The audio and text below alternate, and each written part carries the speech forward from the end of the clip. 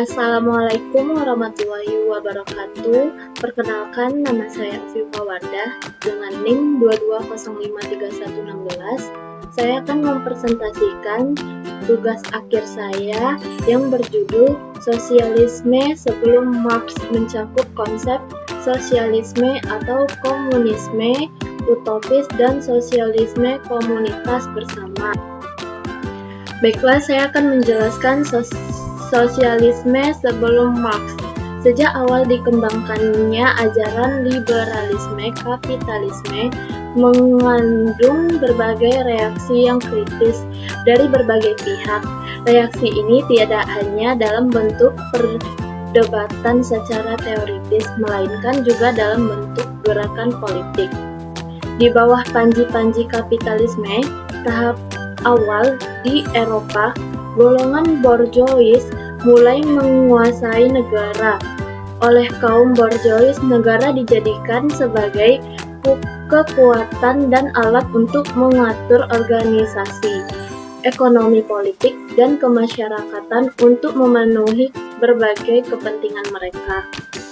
Kondisi rakyat di bawah kaum borjuis dapat diakui dari buku England Green and Pleasant Land yang ditulis oleh William Blake pada tahun 1775 sampai 1827. Buku tersebut berisi sindiran tentang akibat yang ditimbulkan oleh liberalisme kapitalisme bagi masyarakat Inggris.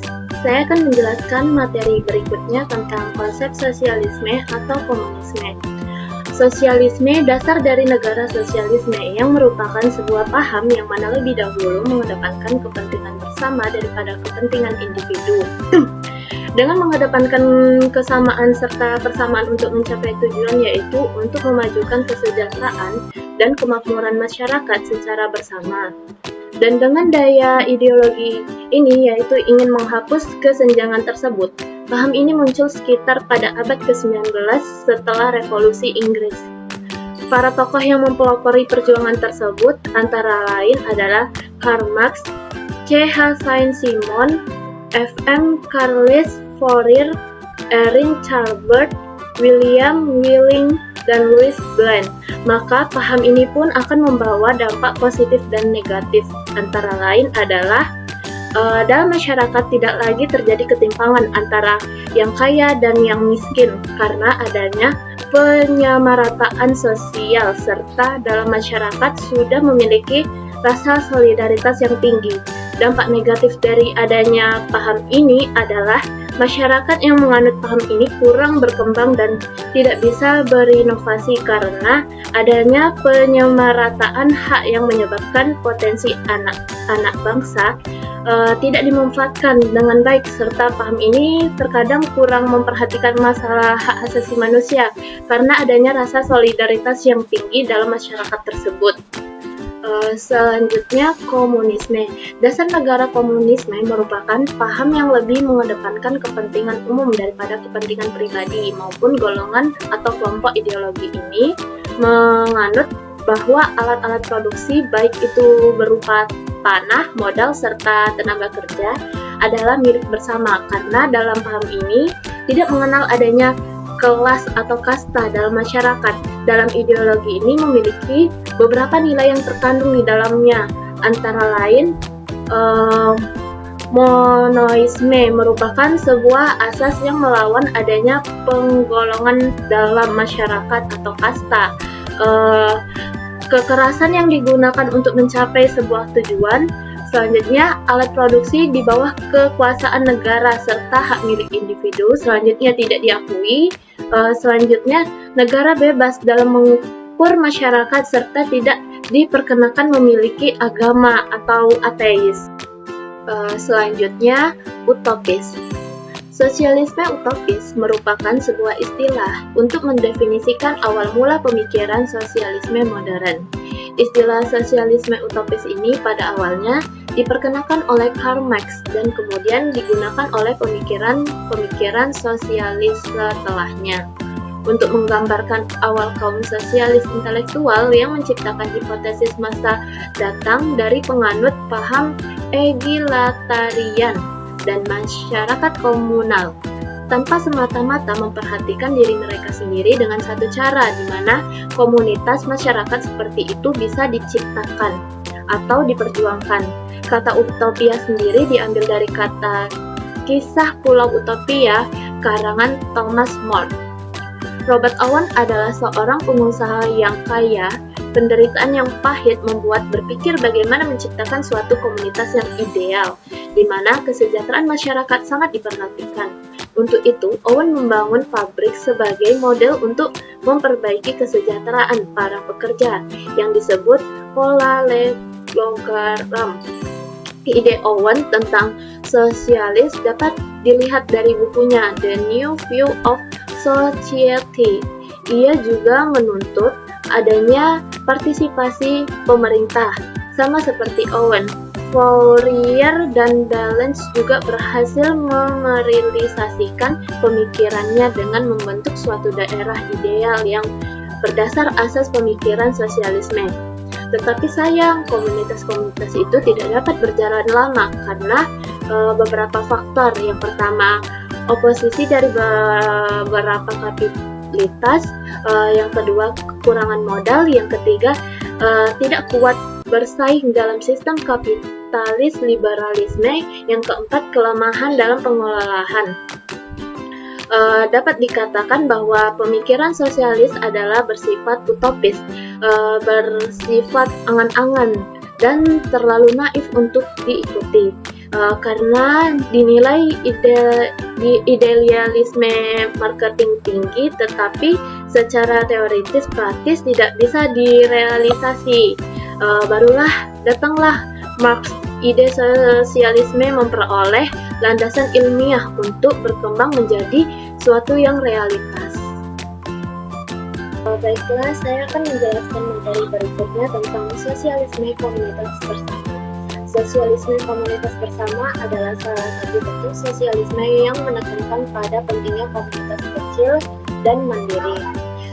Dalam sistem ini, kepemilikan dan pengelolaan sumber daya didistribusikan secara merata di antara komunitas.